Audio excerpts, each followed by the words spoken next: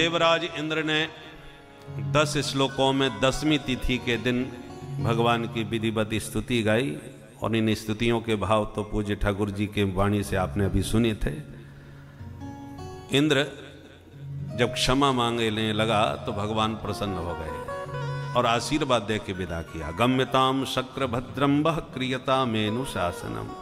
यहाँ एक शंका होती है, कल आपने सुना ब्रह्मा जी ने भगवान के बछड़े चुराए और बाद में लौटा करके 40 श्लोकों में स्तुति गाई, पर एक शब्द भी भगवान ब्रह्मा जी से बोले नहीं। वो बेचारे स्तुति करके वैसे ही भाग गए। परंतु इंद्र ने इतना बड़ा अपराध किया और मात्र 10 श्लोकों में स्तुति गाई और ठाकुर जी उसे आशीर्वाद दे के विदा किए। ऐसा क्यों? अपराध की दृष्टि से देखा जाए तो इंद्र का अपराध ज्यादा बड़ा है। ब्रह्मा जी ने तो केवल चुराए थे और भगवान की भगवत्ता को समझ के लौटा दिए, पर इंद्र ने तो महाप्रलय मचा करके पूरे ब्रजवासियों को ही जलमग्न करके पूरे ब्रज को ही नष्ट कर दिया होता, और 7 दिन भगवान को गोवर्धन उठा करके ब्रजवासियों की रक्षा करनी पड़ी। तो अपराध की तुलना में तो इंद्र का अपराध बड़ा लग रहा है, पर इंद्र को क्षमा मिल गई और ब्रह्मा को क्षमा नहीं की। उसका कारण क्या है? बहुत से कारण हैं, 1-2 कारण सुने। पहला कारण यह है कि कोई किसी अधिकारी का आपसे अपराध हो जाए और वो बहुत ज़्यादा आपसे नाराज हो, तो विवेकी पुरुष को चाहिए क्षमा मांगने जाए तो ऐसी मुंह उठा के न जाए। वो जिनसे बहुत प्रेम करते हों उनके किसी प्रेमी को साथ में लेके जाओ और पहले उनको प्रेमियों से मिलने दो, और जब वो अपने प्रेमी से मिलके बहुत प्रसन्न चित्त हो रहा हो तभी जाके आप भी पैर पकड़ के माफी मांग लो, तो उस प्रसन्नता के साथ आपको भी क्षमादान हो जाएगा।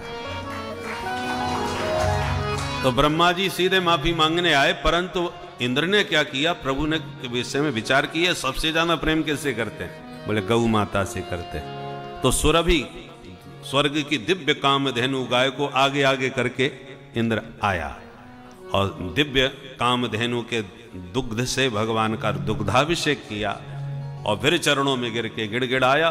तो गौ माता के दर्शन से गदगद हुए गोविंद ने उसको भी क्षमादान कर दिया। दूसरा कारण यह है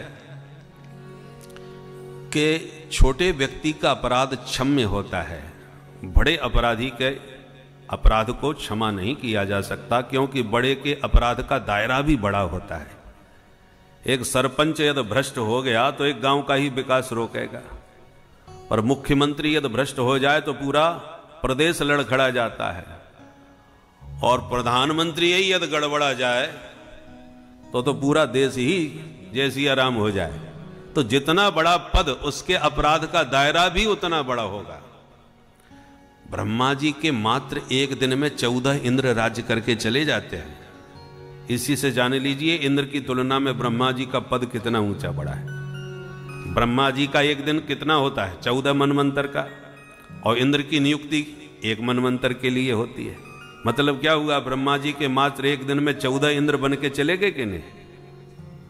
तो इंद्र तो बच्चा है, तो बच्चे का अपराध हम लोग क्षमा कर देते हैं, बचपना है कोई बात नहीं, पर समझदार विज्ञ व्यक्ति के अपराध का प्रभाव बड़ा होता है।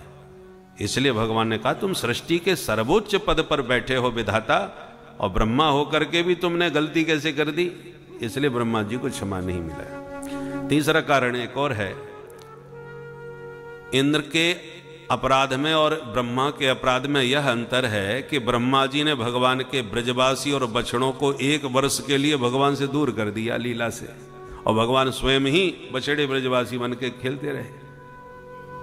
पर इंद्र ने अपराध किया, पर बछड़े ब्रजवासी गोपी ग्वाल सबको 7 दिन में एक जगह एकत्रित कर दिया। अपराध के कारण जो भीषण जलवृष्टि हुई तो गोवर्धन की तलहटी में गोपी ग्वाल गाय बछड़े मैया बाबा सब एक साथ ही रहे। तो जो गोपियां गोविंद के दर्शन में पलक झपकने का व्यवधान भी सहन नहीं कर पाती, त्रुटिर योगायते त्वाम अपश्यताम। गोपी गीत में गोपियां कहती हैं कि तुम्हारे दर्शन में त्रुटि का जो व्यवधान, त्रुटि माने पलक झपकना, हमारे लिए योगायते, वो त्रुटि का व्यवधान योग के बराबर हो जाता है। हैं। और जब पलक गिरती है तो गोपियां कहती हमको ऐसा लगता है कि इस मूर्ख ब्रह्मा ने आपके दर्शन के लिए पलकों की पर्दा क्यों बना दिया।